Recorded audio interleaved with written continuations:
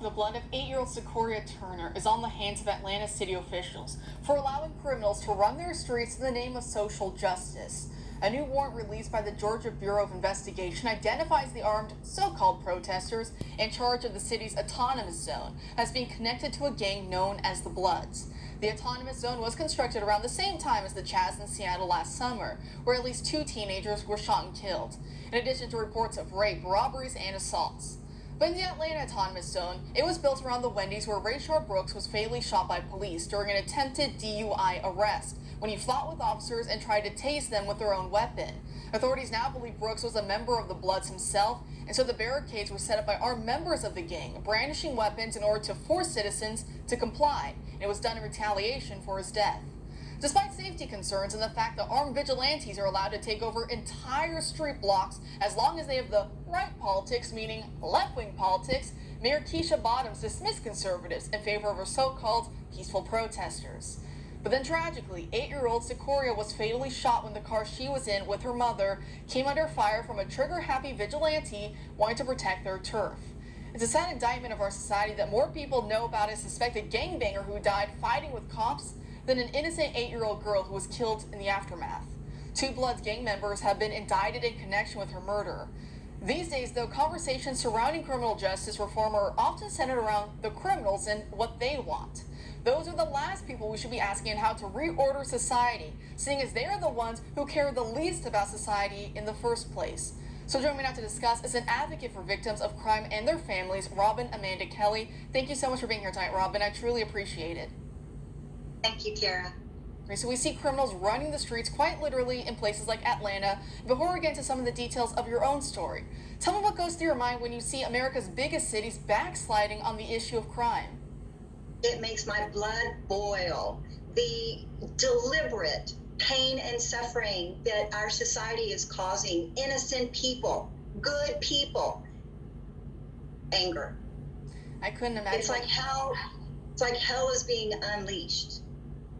I couldn't imagine what you're feeling right now. So tell us about your own story, if you're comfortable doing so. Back in 1988, your family's pawn shop in Houston, 2 drug addicts come in, and what happens next? Oh my God, they come in. It was actually the 3rd time they cased our pawn shop, and they cased some other shops on the street. They came in basically shooting. My sister was there. It was her day off, but she brought my brother some lunch, which is kind of normal for us as a family. We were very close. So Hart and Jenkins came in. They wanted some money for drugs. My sister was writing out a pawn ticket, and he shot her right in the head. Dead. 1 shot, right here, point blank. Then my brother, who was an Army veteran, normally holstered his weapon when he was in the shop. And we had a family debate about that a few weeks before the murder. And Mom and my brother Mark said, it kind of scares the customers to have my weapon on me whenever I'm at the shop helping customers. And so he said, I'd rather not holster anymore. And Mom said, yeah, let's not scare the customers.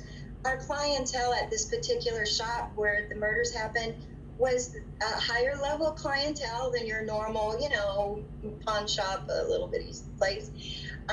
So my mom and my brother did not want to scare the customers, so he didn't have his pistol on him. So when Hart and Jenkins came in, and Jenkins shot Kara straight in the head, like immediately as she was writing the pawn ticket, Mark didn't have any time to go reach for his weapon that was on the wall because it was no longer on his body. So my dad and I said, holster your weapon. Mark and Mom said no. Kara was my sister who worked there, was ambivalent about it. And so ultimately what happened when Jenkins shot Kara, then he shot Mark all up. And I can't remember. It's been 33 years, and look, it's like yesterday. You asked me to recite it. It's like, yeah, it's yesterday. Jenkins shot Mark about 5 to 7 times. He kept reaching for the gun, and even in trial testimony, they said the way Mark fell. So he had 5 to 7 shots in him, pow, pow, pow from Jenkins. The way he fell, he kept reaching for his gun and kept trying to get up. Reaching for his gun and trying to get up. But basically, Jenkins just shot my older brother until he was just unconscious on the ground. Then some customers found Mark and Kara And then the police came. My uncle, my dad kept calling the shop, got no answer. So he sent my uncle to the shop. My uncle found them as well, and then called everybody in the family. At the time I was working, I just graduated from Texas A&M, and I was working at a corporate job downtown Houston. And I didn't hear about it until about 6:30. The robbery and killings happened around 2 o'clock that day. So I don't even know what else to say except I am so sorry. And I feel like today in this media news cycle, all we hear about is from the criminals themselves and what they think and want all the time, and then families like yours are just left behind. And so, correct me if I'm wrong, but of the two murderers, one of them was executed and your family was able to attend, but then the other one, is he getting out now, or how does that affect your family? It must be horrible to have to endure. Yes, the parole board with Hart, who's being released now by the Texas Board of Paroles, it seems like every year and a half, Hart, who's the last one standing, right, is up for parole in the Texas criminal justice system. And so the Victim Services of Texas Board of Prisons sends us a note. Usually they give us plenty of time to respond with a not only no, but hell no. Because, this guy's been in prison for 33 years, basically, give or take like 7 days since the crime occurred in August 29. It's horrible. But the reason it happened is the Texas Board of Pardon and Parole sent me an email back this past February, which was only 4 months after they originally denied his parole. So they denied his parole, and then 4 months later, they send me an email saying we've got him back up for review. So that was in February. Then I didn't respond to them for a lot of different personal reasons. I was going through hell in my life at that time. And then I got a notice July 30th that said, yeah, we're releasing him. So he's been in prison 33 years. And what goes on, and a lot of your audience members who may have experienced tragedy like I have, whenever something in the justice system or legal system occurs with one of the assailants, everything about that day comes in, the memories come back. It's like it's yesterday. Like I was 24 when Mark and Kara were killed. My brother was older. And I have pictures. Anyway, it's just, that's my brother. And this was my sister. She would have celebrated her first wedding anniversary 1 week after she was killed. So everything comes flooding back in all of the horrible emotions. And I gotta say, a lot of people talk about 9/11 and, oh, where was I 9/11 and how I felt about 9/11. I'm sorry, but when it comes to losing someone by violent crime, homicide, murder, it's 400 times worse than 9/11. You live with it every day.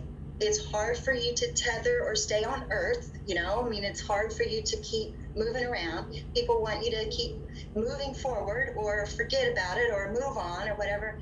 Unless it happens to you, it's hard for you to give any advice unless it happens to you. So my advice to people who are consoling others is just be there. Like, don't say much. Just sit right next to them and be there. But what's going on in our nation today, they are creating 500,000 of me. And I've had a rough life over the last 33 years. You lose to this and with murder, and you lose, it's hard not to lose everything else in your life, which is basically what happened.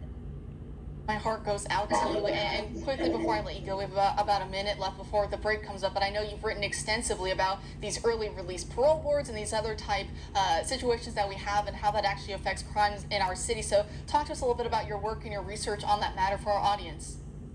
I'm still doing more research on it, but what it seems to be is 10 to 20% of these early release parolees, like, jail overcrowding, so they release people.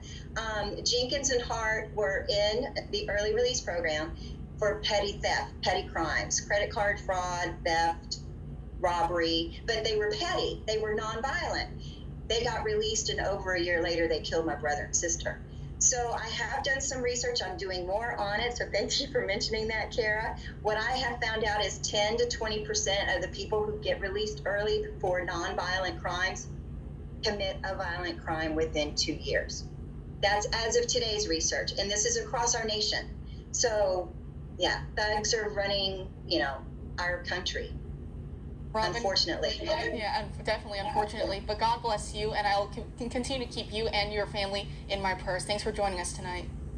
Thank you. Appreciate it.